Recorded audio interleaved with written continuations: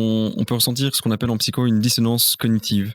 Donc, par exemple, si on s'est dit qu'on allait faire cette tâche, par exemple, si on s'est dit qu'on allait courir ce matin, mais qu'on procrastine là-dessus, on va avoir un écart entre ce qu'on voulait faire et ce qu'on fait exactement. Il y a un écart entre nos actions et nos croyances, nos buts. Et il va y avoir une dissonance cognitive. Et on a plusieurs façons, en tant qu'humain, de réagir à cette dissonance, de faire qu'on se sente mieux. Et l'humain, il veut économiser son énergie, donc il va essayer de chercher d'abord les stratégies les plus simples. Ça peut être, par exemple, la distraction. On va tout simplement faire une autre activité pour oublier le fait qu'on n'a pas agi comme en accord avec nos valeurs ou nos croyances. On peut aussi essayer d'oublier. On peut aussi essayer de minimiser la situation.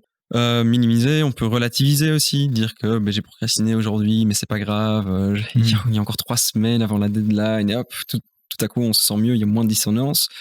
On peut aussi nier notre responsabilité. Et enfin, la dernière façon dont on peut réagir à une dissonance, c'est de changer notre comportement. Donc avant, on a vu, on peut changer nos croyances, minimiser par exemple l'importance de nos études. On peut éviter le fait d'y penser. Mais la dernière façon de changer la dissonance, c'est de changer nos comportements pour qu'ils reviennent en lien, en accord avec nos valeurs, nos croyances, etc. Mais ces dernières stratégies, c'est celle qui nous demande le plus d'efforts. Et c'est pour ça que c'est pas celle qui nous vient naturellement.